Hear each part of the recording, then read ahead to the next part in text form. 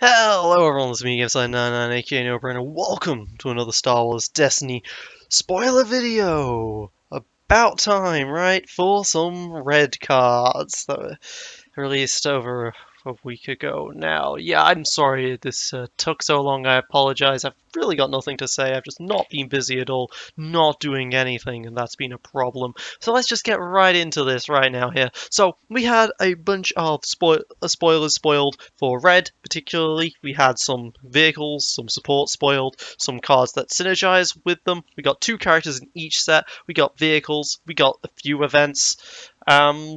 And we got some neutrals, some very interesting neutral cards as well. So let's just start off right here. We'll go immediately towards the first villain vehicle, the ATDP. Three costs, so we've got to compare this immediately to the TIE Fighter. It's got a modified side, but the side itself is more powerful than the TIE Fighter's one range side. It only has one shield, like the TIE Fighter, and it has a special. Okay, that dice is looking good. What's the special? Discard a support that costs 2 or less from play. Okay, that's interesting. Um, what supports cost 2 or less?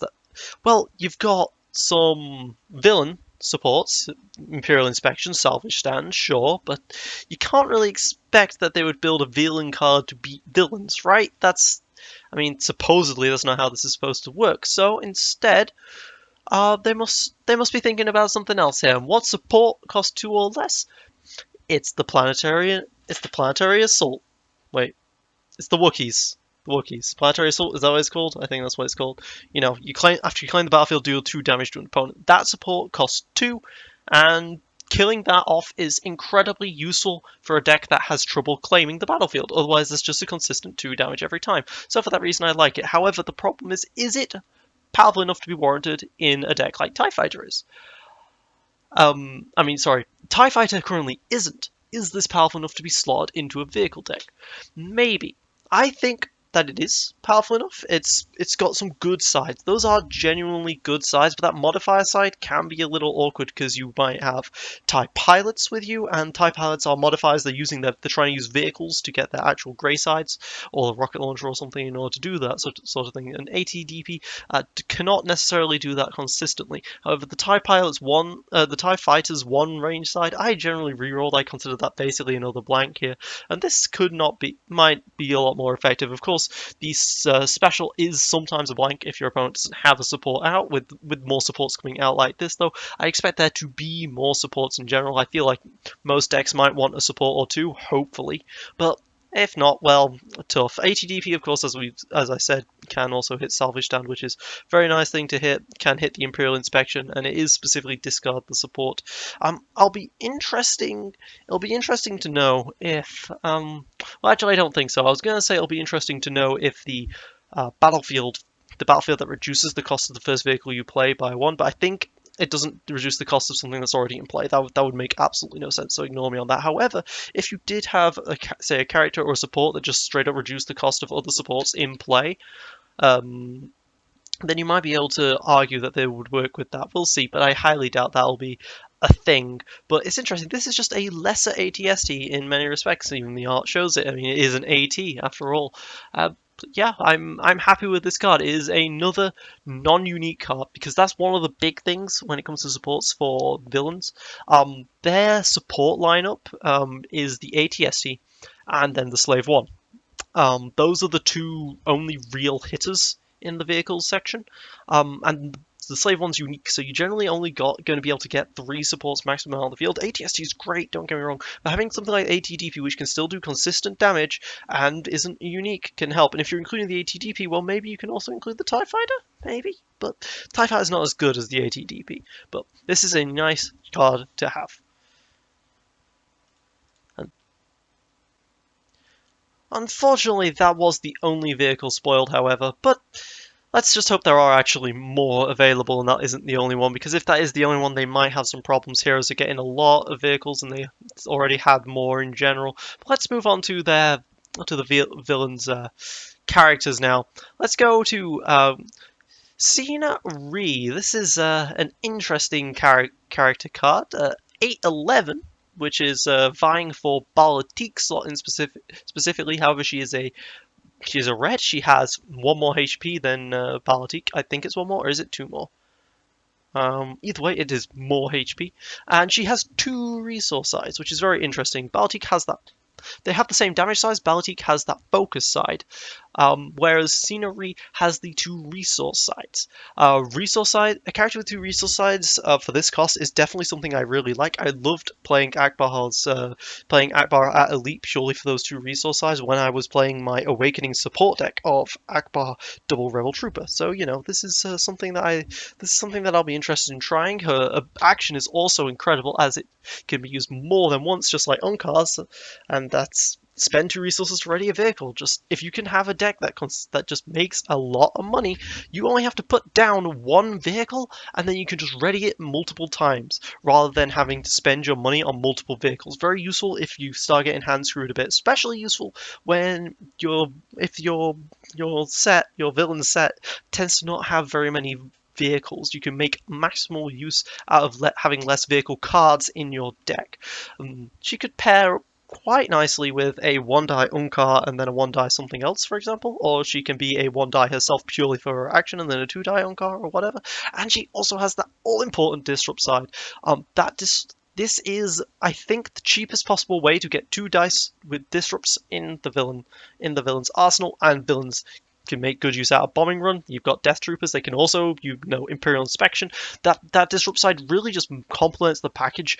All of her dice size except for her blank is something you'll be wanting to take in a deck specifically made for her. However, of course, as an aggro character, I'm not sure she'll be that effective. Maybe you can get an aggro vehicle deck working out, but honestly, she is just really good and might just enable vehicles to exist. Of course, the point total, you've not got anyone for 19, of course. If you pair her up with someone with 7, then you've got 12, which is potentially something you can play around with. Of course, that specifically said, that does open up 5 dice options for villains, and unlike the current hero sides, she has 2 resource sides, so this is 5 dice villains that can make a lot of resources. That can be quite scary. We might end up in a situation where villains get more resources for their vehicles, but have less vehicles in general, which is where she perfectly fits in. And of course, TIE pilots with her, it's just very nice to not have to worry, if you get that grey side, to not worry about it getting mitigated, and then you've got the modifiers, and those modifiers are then basically grey sides, kind of. However, the other villain maybe doesn't impress me quite so much. We have General Hux, aspiring commander here, 1114, so he costs as much as Akbar and Mon Mothma. I don't know why I went into Django when I'm trying to say Akbar Mon Mothma. The bar and Ma was what I was having trouble with, but I was saying Django. Okay, but same cost as those two. Those two are in heroes, however. But that 11 health, man. I feel very sorry for Akbar and Mon Mothma just not having this 11 health that General Hux has. Just this clear power creep, right, guys? That's just how villains roll, They just have characters with ridiculously high health values for no real reason. Okay, there is a real reason. You've got Akbar's sides, except for the special, which is play a red event from your hand, decreasing its cost by 1 for each character you have. There are some events that we're going to be seeing that are a little expensive, that you could definitely make good use of this support of this special with. But there is quite an elephant in the room, and this is specifically why I think he has 11 health. First of all, Akbar's biggest strength was that he costed 10, not 11, so this is why it's not power creep. Akbar's 10 was a huge deal because it allowed him to be paired with Luke, for Luke Akbar. It allowed him to be paired with other 20 cost characters like Jin, and his ability was also great. The special, do I want to use? I think I'd rather maybe even have the extra resource side, maybe. I don't know, it's a bit, well, actually probably not. You can probably get away with using this even if you just use it as you could just use it as a resource side for something like the best defense or something, We'll have to see if there's more red mitigation that costs 1 resource. But the biggest elephant in the room here is that he has to be compared to Veers. Veers is also 1114. Veers has a lot of damage. Veers was like one of the premier characters in Awakenings. He's fallen off in favor quite heavily due to FN. But if supports make a comeback, which this set wants to do, this set wants to push supports, Hooks is not going to be that character. I would think. I would think it would be Viz. Viz has great sides, and also his ability is Astromech, which is great if you pair him with Cena. Although you're looking at quite awkward points cost there, but if you're pairing him with a 1-die Cena and then a 1-die Stormtrooper, maybe, yeah, that fits. You have 4 dice combination, and Cena can just keep readying the character, and Viz can just keep removing his dice to make it always do what you want to do for damage. General Hooks cannot do that. He has a double focus side though, right? That double focus side can be scary. Akbar shows that it can be a very scary side, but Akbar also has Scout and other focus sides that can really work with him. General Hooks, the villains tend not to have focus sides in their arsenal, and they tend to also get focus for free with what do you call it? There's a Imperial Discipline. Yeah, Imperial Discipline. That card that allows them to remove the dice to turn a character to be a focus, basically. No matter what side it rolls, it can also be a focus side. So this is not necessarily great for Hooks. Although, of course, Imperial Discipline enabling these focus chains is potential, although you can't all in with it. But I don't necessarily think Hooks is going to be a great character. But I could be wrong. They might bring out more red events that are useful. I mean, the problem is as well, you're definitely going to have to pair in this guy in a 3-character deck, right? So you're looking at him, and then a 1-die unique, and then a 1-die non-unique, or 2 non-uniques, right? You can't really pair this guy up with one other character. Well, I guess maybe you can. There might be some janky deck that will allow it. Hooks Django is janky. Might work, who knows? Maybe you could just roll a million resources, get your vehicles up, who knows? But we'll see the type of cards that are supposed to be working with General Hooks here, and one of those in particular is Imperial Backing. A very interesting card here. It'd help if you guys could see it. 2 cost, which does mean you can run it with only 2 characters. 4 dice, 2 character list. You can run this with this guy. However, that kind of defeats the point. Kinda. With Imperial Backing. Play a support from your hand, decreasing its cost by 1 for each character you have. That's a pretty decent one if it hits Hooks, right?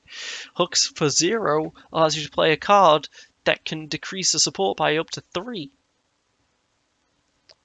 Well, 4, I think. If you have Hooks, 2 Stormtroopers. No, that's 25. You can't afford. Yeah, it can reduce. With Hooks, this can reduce a maximum of 3. You can reduce 3. You can get that ATDP that you got before. That's nice. Don't get me wrong, that's great. Especially because it's Ambush.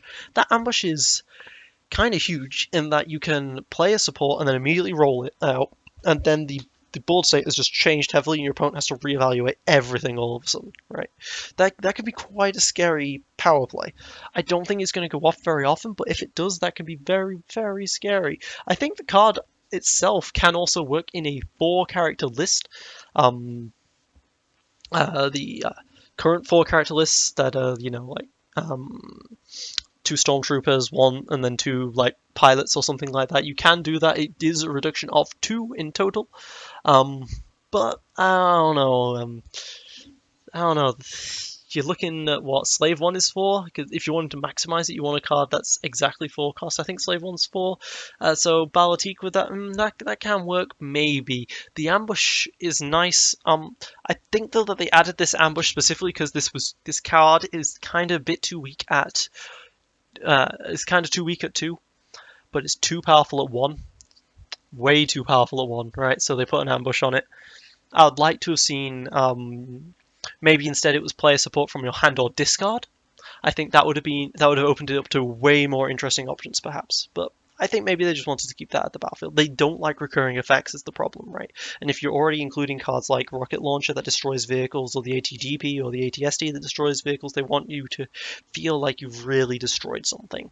But then you can always run the battlefield, not cargo hold, docking bay, and then that just ruins that entire design choice. But, well, I guess. But I'm going to go and skip over to a neutral section at this point because, well, no, actually, let's look at Red Alert first.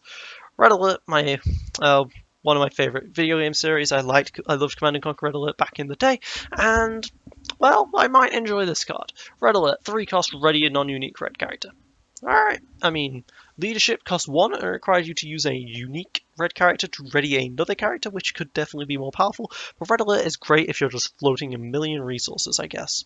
If you're floating a ton of resources, you've got your Stormtrooper's laid out, it's kitted out to high heaven with because of all the redeploy cards, and you had Aftermath on the table, so you've got like 5 resources left over. You can go Red Alert, ready a non-unique red character. I need this character to just mow down the competition right now. I just need him to win. Alright, and you can definitely do that. Outside of that, though, I'm not so sure. I think it definitely sees a possible play in a 4-character deck. And Red Alert, of course, is a 3-cost event that can work with general hooks. I guess there might be some synergy there. I doubt it, but there might be. But what I do like about this 3-cost event, though, is that it actually works out very nicely with Onkar Death Trooper Stormtrooper. And it works out nicely. It works out really nicely with deck archetypes like that, non-uniques that which has non-unique cards that are based around trying to play out endless ranks in particular. Because with endless ranks, you had that problem. You had that really big problem where your opponent knew you was running endless ranks, so they just wouldn't kill your character. Now your opponent doesn't kill your character. They end their turn, and you can be like, big mistake. And now I have a card that capitalizes on my non-unique living, and I have a card that capitalizes on my non-unique dying. With that, you can definitely keep your opponent guessing, and that's why I particularly like this card. Purely for the keeping your opponent guessing value. It definitely will deserve a one-off in most decks that run endless ranks, I feel. And now I'm going to be a bit strange and move over to a neutral card here, purely because it's a red card that costs 4, so I can talk about it with hooks. This is Fallback. A neutral, maybe not meta-defining card. I'm hoping it might be meta-defining. It's terrifyingly powerful, but it costs 4. You are able to basically just nuke the field, removing all but one of your opponent's upgrades. So now an opponent that does the typical, I'm going to play 3 upgrades on all my characters and then just destroy you with redeploys like crazy, they now have a way to get around that. They now have fallback. This is great for vehicle running decks as well because, well, you keep the 1 upgrade that you managed to get, which was probably a wingman, and you get to remove all but one of your opponent's upgrades. It's just great. Very good as well against FN. I feel like FN already is going to see quite a power nerf if vehicle decks become popular, because FN's whole thing was that he can dish out a lot of damage through a lot of actions over the course of a single turn, and vehicles also do that. I feel like my Poe higher gun deck, for example, can just dominate an FN deck because FN decks themselves are very susceptible to their own FN shenanigans, right? FN Funkar is a really good counter to almost every other FN deck out there, purely because it is FN that counters FN, and yeah, but fallback costs 4 resources, however, that's extremely expensive. Emergency Evacuation, which is a hero event that you might have heard of, maybe. It's probably in your trade pile somewhere. It costs 4 and it removes all dice. Just all dice. It's a great panic button, but it costs 4, and so people just didn't run it. And fallback, well, if you have the ability to make a lot of money, this deserves the spot far more than Emergency Evacuation ever did. If your opponent has 3 upgrades on, he has to remove 2 of them, that is huge. Fallback is also really great against people who have second chance and 2 weapons, because they have to keep the second chance if they want to survive. There's a lot that can be done with this, and with hooks you can reduce the cost by 2 or maybe even 3. I just hope it doesn't become so dominant that you just don't want to play upgrades if you're playing against an opponent who has Imperial Inspection and Fallback and all of the Disrupt, and it just makes your life a living hell. But hey, this also helps with 4 cost and 3 cost upgrades, There's more of a reason to run them, because Just spamming out one cost upgrades tended to be the better strategy for Hero Red. Tended to just want to put out promotions and scouts and all the small little things, overkills, all that sort of stuff. And now you can do less of that because of Fallback. I like the card. Priced at 4, I think it's fair. I'm not sure it'll see play, but it's always a scary option. This would be a great sideboard card, you know? Great sideboard card if sideboards existed. But if we're talking about neutrals, we might as well talk about the other neutral that was spoiled. It is an upgrade, which is an interesting, because neutral upgrades, they tend not to come around anymore. I'm glad that there is seeing one now, so let's go. In Natural Pilot, we've got both villain vehicles and hero vehicles on the art. You know, that's cool. Although we haven't got either of those vehicles, but yeah, that's cool. We got both of them on, and it's an interesting upgrade. It's not a redeploy. It's a 4-cost, not redeploy. I want to see more of those. I'm glad we're seeing one of those with Master of the Council, and I want to see more of those because people are always very scared to use them, but they can pay off massively. This one is no exception. Your die size are a little weak. You've got a 2, a 3, a 2 focus, a 2 disrupt, and a 2 shield, and then a blank. The blank is horrifying, and honestly, this dice is not very good. I mean, you compare this to say the 2 hero ones. You've got the what's it called? Oh my god, Bowcaster. There we go. You got Bowcaster and one with the Force. Those 2 cards both have better dice, just flat out better dice, and they have the redeploy that this one doesn't. However, this card has built-in strategic planning. After you activate attach character, you may ready a vehicle. Now that's pretty big. Villains, you might have trouble using this. You might have a bit of trouble using this. Villains, the characters have more health, you know? So you can put this potentially in a Phasma or a Hooks. You know, they can potentially keep it around for a long time. But no one's really found a great person to put Commanding Presence on, and this is kind of the same thing. But heroes, however, heroes can use this because they have hit and run, which allows them to ready a vehicle. They have strategic planning. They can just do a massive 1-turn blowout, and then they can override it with a Bowcaster if they need to. That's another thing villains tend not to have. They don't have expensive redeploys. Well, okay, they have Riot Baton. You can always override with Riot Baton, I guess. But you know, this is a ranged damage card, and Bowcaster's ranged. This one isn't. The Riot Baton isn't. You know, but Natural Pilot, interesting card. I want to see this be powerful. I feel like it will be scarily effective, but at the same time, heroes don't need it as much. They can use it more effectively, but they don't need it as much because they do have strategic planning, which allows them to just ready a vehicle as it is for 1 cost as an event. But if you get this out, you get strategic planning out, you can make huge use out of a single vehicle, just like you can with Cena. So you know, my whole thing about villains maybe having less vehicles, but can use them more consistently, maybe it's completely out of the drain, because actually heroes have more ways of doing that, as we're going to see right now. Let's just move on to the other amazing hero card here. This is an event. It is Reckless Reentry. Choose a die on one of your vehicles in play and roll it into your pool. Then discard that vehicle die if you just rolled a blank. So if your vehicle doesn't have a blank, you have both readied the vehicle and activated the vehicle and rolled the die out. That's what Reckless Reentry does, you know. You do 2 actions for the price of 1 event, because that's why you can use it instead of strategic planning, but it does have the downside of if it rolls a blank, you gotta discard the vehicle.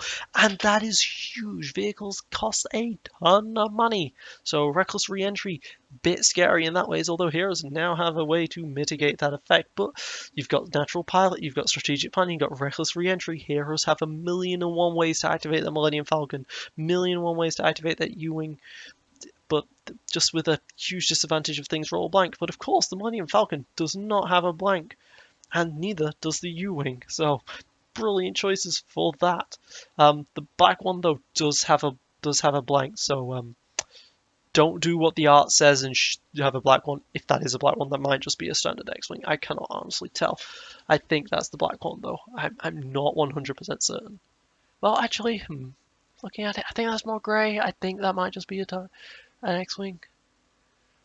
Why the hell am I trying to answer Star Wars lore? I've always been terrible at that sort of stuff. But this is a scary card all on its own. I mean, I guess you can pair it with swiftness, but this definitely fits in with my Poe high gun deck. But that's just the start of what heroes get. Heroes have got so much now with this. Let's just move on to their characters here, and you can see we've got Hera. Okay, Hera. Let me bring it up. There we go. Hera Syndulla, Cindy, Cinny. Oh, Cinny. You are a 9/12. You are the same cost as a snap. Okay, you are the same cost as a Ray. Okay, we thought that they weren't going to contest Ray's price point, but they are with another red hero, and this one is potentially really strong. One range side, one focus side, one shield side, one resource side. That's not a good dice. I'm sorry to all those people who think it is. This is a terrible dice side. Terrible. Stormtroopers have better dice size. Stormtroopers, of course, are great for their cost, but that's a terrible dice side in general. But then you've got that special. And oh god, it's a special. Play a vehicle from your hand for free. What? What? I mean, sure, after the action phase ends, that vehicle gets returned to your hand. Not discarded even, just returned to your hand, which is important. 9/12, you compare it with Poe. 14/18, you can have all of the specials in the world that activate all of the vehicles, but, she is not as powerful as Poe. Alright? People acting like she isn't, but you can still be very consistent with her, and 9/12 is a very, very scary price point. You compare her with Mars, and you compare her with the 7 cost, which heroes now have access to, and Mars and Hera can do what Poe does, but then you've also got that 5th dice, and 10 health compared to 12, 12 health is of course better, but 10 health is still great, and 10 health is a very large amount of health for heroes in particular, who tend to only have 9 health on 8 or 9 health on the vast majority of their low-cost characters, which really, really hurts them. In fact, Rebel Trooper's 7, isn't he? Jeez, that's low. And here she is with 10. Wexley did not have 10. Ray has 10, and we have someone who can contest and maybe even exceed Ray. Probably not exceed Ray, let's be honest. But, man, this is powerful. Just getting 5 resources for free for 1 turn, which, as we've talked about, natural pilot, strategic planning, re-entry, reckless re-entry specifically. You can have this 5 cost vehicle activate 3 times in a single turn, and then it returns to your hand 3 times in a single turn. 3 times in a single turn. Just quite easily. And that's 15 resources. Well, okay, it's not 15 resources, but that's a huge swing in the game. Her biggest weakness, of course, is that that special side is only 1 in 6 for each dice, right? Which doesn't sound too difficult, but just remember, Poe. If you roll out Poe and you don't get that special side, you've still got 2 great sides in that 2 range damage and 3 range for a resource. Those are still 2 perfectly fine sides. Hera does not really have any other perfectly fine sides. So you need to roll her out, you need to roll Maz out. Of course, Hera as well has a focus side, right? So if you have Hera and Maz, you can roll out Hera. If one of Hera's dice rolls on focus, then when you activate Maz, you can still do the Maz focus trick. You just use Hera's other dice. And if you can get vehicle or 2 out, that's huge. Of course, if you do that, the vehicle itself cannot be Mazed, and Hera is going to be a naturally slow character in general. So, and of course, if your opponent manages to get rid of your hand before you get to do this somehow, that's also going to be huge, but heroes can be quite fast with hero runs and stuff, and, well, Another interesting thing about this character specifically is that now you can use It's a Trap for specials. It's a Trap for specials can now be very scary. Before, you couldn't make a deck around It's a Trap specials. But now we've got K2SO, which can do It's a Trap on melee sides, and we've got Hera who can do specials. Who can do specials on It's a Trap sides. And it's trapping into double special of this to play 2 vehicles. It's huge, a huge resource swing for that one turn, you know. I would argue that if a vehicle activates twice and gets to resolve twice, it has reached its maximum value, and anything after that is worth more than 5 resources. So if we go by that logic, playing a Falcon out is probably worth about 2 resources to just roll out a single Falcon dice. So this is a huge swing, right? Like IG88 can get for 2 resources, I guess, but can go do for 2 resources. But then it also returns to your hand, so you still have the option to keep it in your hand to play it for the next turn if you manage to set yourself up this turn. You know, Smuggling Freighter can now pay for itself properly.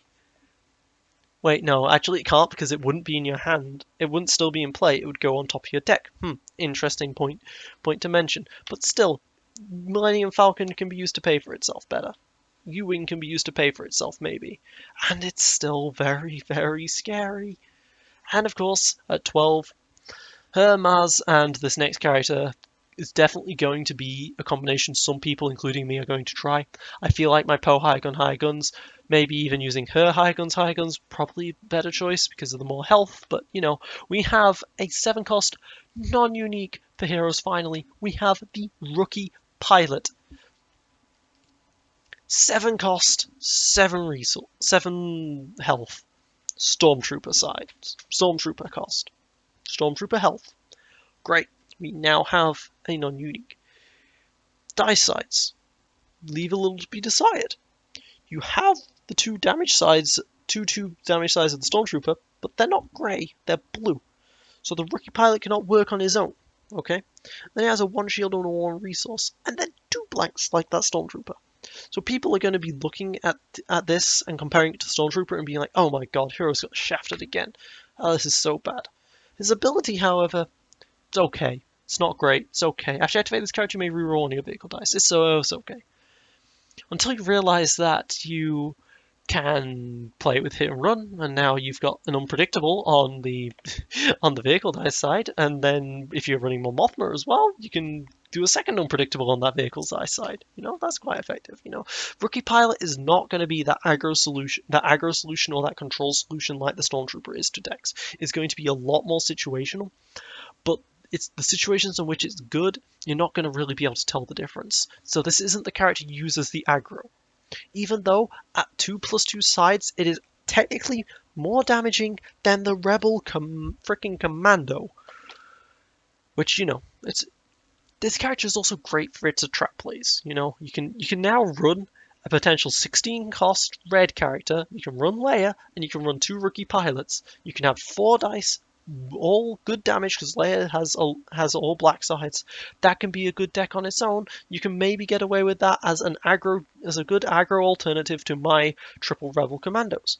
That's going to be great. You know, I'm looking forward to playing that. You finally have 4 dice on a red. That's not terrible because you're not having to use Akbar. Before it was Akbar double Rebel Trooper if you wanted 4 red. If you wanted 4 red sides. 4 red dice that all had range damage for the mega It's a Trap blowout, or it was Akbar Leia. Now you don't have to worry about that. Okay, you can also use Snap. You could use Snap Leia or Snap Base. Okay, never mind on that front. But now you can do Rookie Pilot Leia, and you can do 8 damage without having to pay for the blinking damage sides. That's just going to be great because that is the most we've been able to ever do. Right now with just It's a Trap plays off of pure character dice. And of course, as I've said, the re-rolling vehicle dice, ooh, very nice in very specific situations. Very specific situations. Generally though, you're probably, if you're using this guy in an aggro deck, you've got to be going mono red. And Otherwise, he's just not going to work with the team. You can't use him really. Probably can't use him in a tricolor or a duocolor. You can use him in a mono though, and you can use him greatly. Of course, I'm saying all this. There are more Empire at War spoilers to be released. There could be a lot of differences that we don't know here. But we also got two, not one, but two vehicles that were spoiled for heroes. Heroes got spoiled a good amount more this time than the villains for some interesting reason. I think they expected the neutrals to be considered as villains because they were high-costing neutrals and they were running hooks, right? But I'm not certain, right? But we have um, a card that makes me kind of sad. We have Ghost. This is one of our legendaries, one of our very much dwindling legendaries for the sets at this point, and it is not all that interesting. You've got the 2 side, the 3 for a 1, the 2 disrupt, 2 shield, 2 resource, and a special which allows you to, well, it allows you to get 2. It allows you to resolve any other side.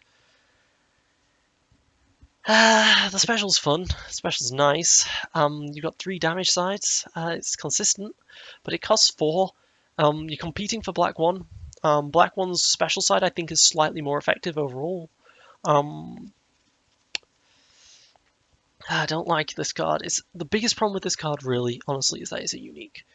I mean, heroes already have enough non-unique stuff that they can get some uniques, but heroes, a hero non-unique vehicle at 4 would have been very nice, but I think they needed it to be unique because it's the Ghost. It's an actual ship, or actual one of a kind, and it's nice and consistent, I guess. The 2 resources is pretty nice. It allows you to use Hera. It allows you to have Hera and use the Ghost to get resources when you play it for free, and then you can eventually get to pay for it to play its. You can eventually get enough resources for it to play itself on the next turn. That's kind of nice. You can just Ghost for a bunch of resources, but I don't like it. TIE Pilot does more damage. The ATDP does more damage. This is not a damage card. This is a utility card with good value sides and everything. That's one thing we can say about it. If heroes ever get something like Friends in High Places, Ghost might be a decent option. It wouldn't have to be Friends in High Places. It'd have to be something like Uncastability, But heroes could get something out of that. If that 3 didn't cost a resource, this would be a good card. But costing a resource, it's not a good card, unfortunately. But a card that's arguably really good, that I'm seeing the value of now, is the Y-Wing. Yes, we now have another wing. We have the U-Wing, we have the Y-Wing. I'm hoping for an A-Wing, considering the Natural Pilot's art, but we'll see. Y-Wing. That dice looks interesting if you don't even read the special side. You're like, oh my god, what is this card? 2 ranged, 2 disrupt, 2 blanks. So you can't really use this card with Reckless Reentry like you can with Ghost, Falcon, and Ewing. Alright, you just can't really do that. But that's special. Ooh, that's special. I guess you can use Reckless Reentry with Y-Wing if you're using it with Hera, right? If you're paying 3 for this, though, oof, no, you don't want to do this. But this special is very interesting. Opponent deals damage to their characters as their wish, equaling 4. So they deal 4 damage to their characters as their wish, but they reintroduce that 5/1 in exchange for sacrificing a resource. So this is a disrupt / damage. That's interesting. At first, I wasn't so happy with this. A Funkar in particular can just basically eat it as all resource damage. Instead of actual damage, and forcing it to be dealt as you wish can be a little weak, but with 2 special size you've got a decent chance of getting this, and if you run it with the incredibly thematic bombing run, then the Y-Wing has 4 damage sides, right, because that disrupt becomes a 1 damage to everyone, and this is really good against 2 character lineups, right? If there's against 4 or 3 characters, they can just move the damage around as they wish. And you don't have something like, what is it, Reckless Assault? No. Whatever it is that allows you to move damage around. Villain Yellow. I really like it in my IG-88. If you don't have that for heroes, which I doubt they're going to get, then it can be a bit annoying to not be able to hit the guy you want to hit. But if your opponent has a low health pool in general, if your opponent's playing Pomaz, for example, this is a great card. At 20 health, they lose 4. They lose, what is that? 4, 8, 12, 16, 20. They lose a fifth of their health every time they activate this if they don't have any resources. Of course, a Pomaz does have the resources to just mitigate all of that, but they can only do that so many times, right? Because 4 resources is generally going to be the maximum amount you're going to be able to get per turn, really, unless you're running something like Unkar, like resolving 2 resource sides and having 2 resources in the first place. And there will be times when your opponent does not have resources, and then doing the 4 damage, hitting for the 4 damage is going to be a big deal. This is actually an incredibly powerful card, especially because it's a non-unique and it costs 3. This is actually very powerful. It's way better than the TIE Fighter. Better probably than the ATDP, because ATDP can't shoot this thing down. Its vehicle can fall to the rocket launcher, but this is strong, and I've done a 180 on this. I went from I don't like this card because my opponent can just control this damage so well into I really like this card now because it just does 4 damage. And there's a lot of characters that can't actually deal with 4 damages. Like Dooku can only discard 1 card and it's still 3 damage that's dealt to him. He can't deal with that very well. This is also the first real time you're getting to do a 4 for 0 resource cost. This is very strong, especially works with Snap, right? Now Hera, you might want to be like, oh my god, this can work with Hera because Hera is a vehicle person. No, this works with Snap because bombing run's already great in Snap. And 2 resources.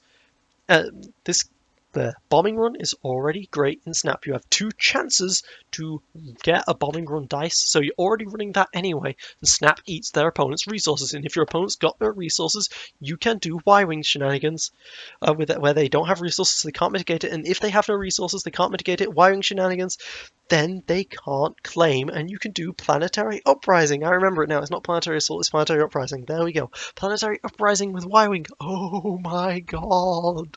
That is powerful. This Ywing is great. Wait, the Millennium Falcon has 4 for 0. Never mind, this card is terrible.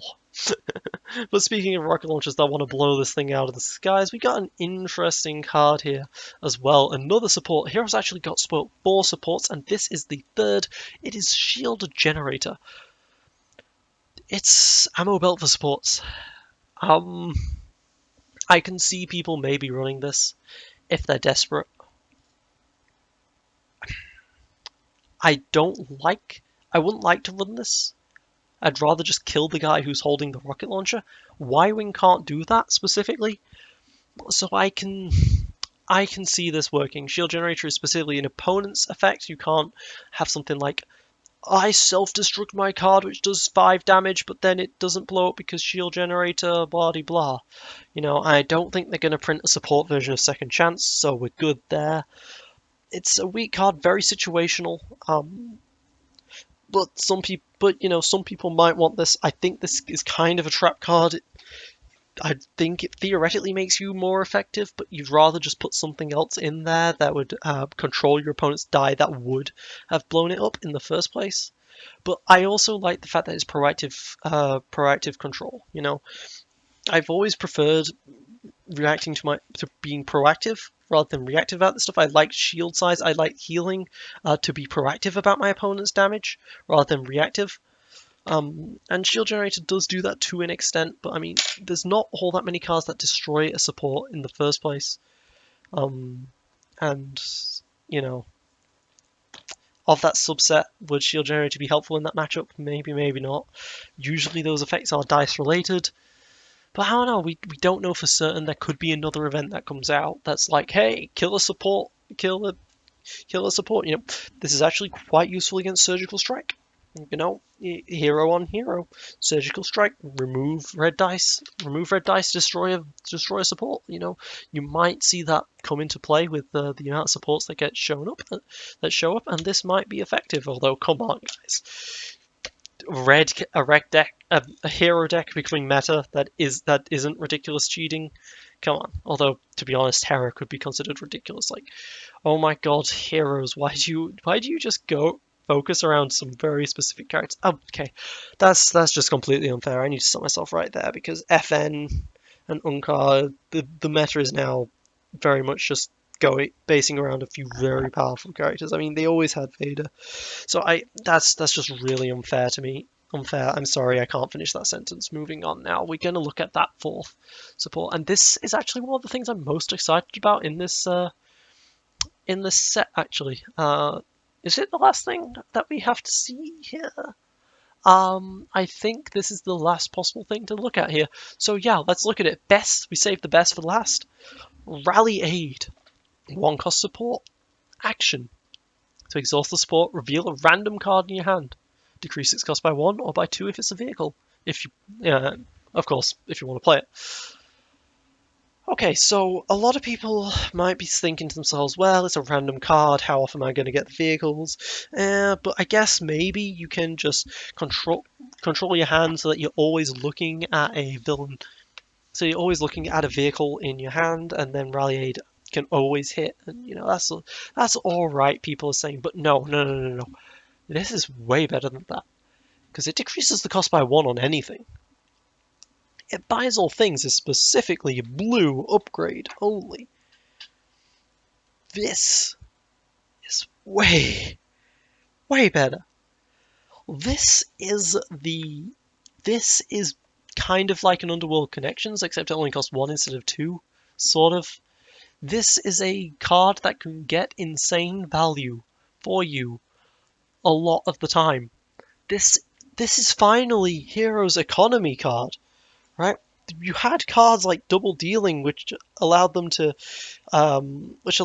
get a resource every time they rolled a special, and that's nice. But this card can immediately get more value than it's worth if it hits a vehicle, and it can keep hitting those things.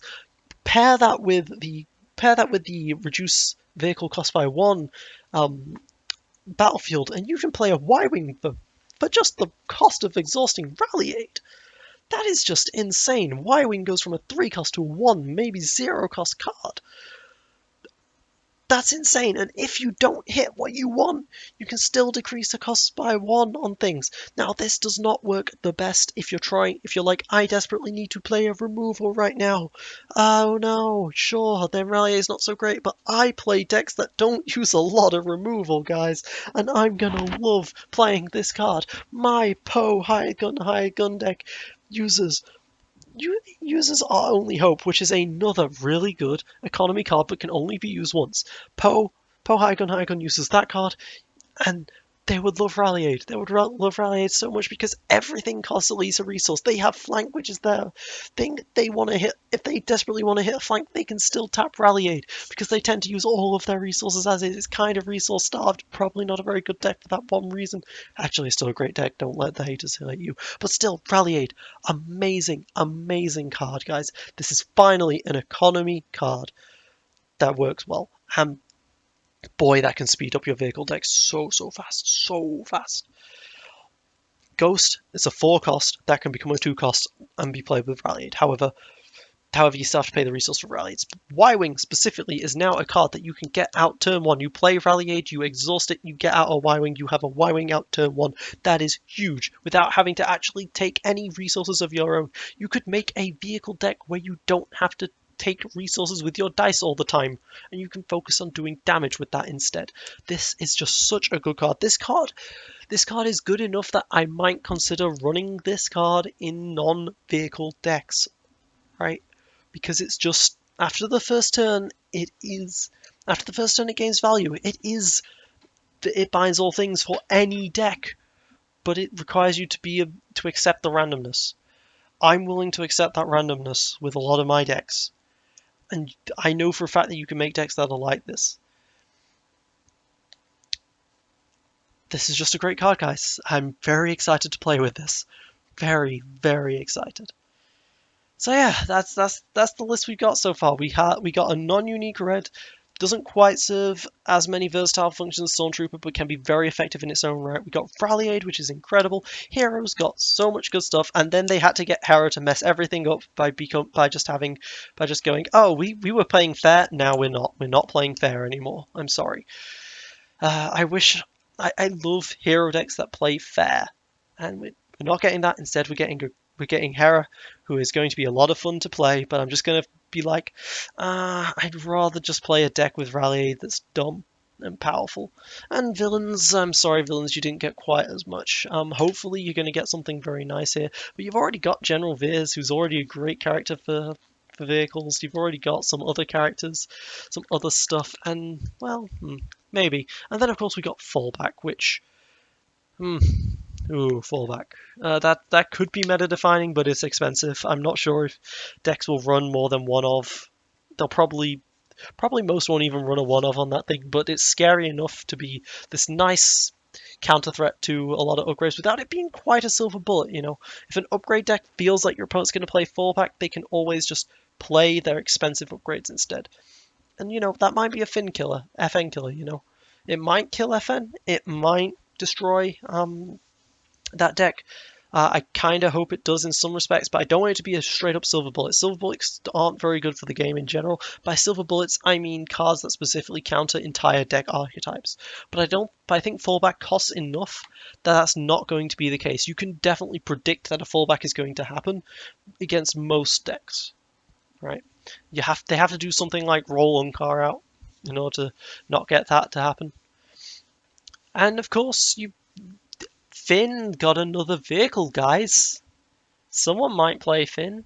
Finn Hera. Yeah. Finn's 13, Hera's 8. You compare that with a 9 cost, guys. I'm sure Finn will make his triumphant return someday. Right. This be me against I99 aka No Brainer. Excited for Empire at War. Again, sorry this took so long to come out. Signing off.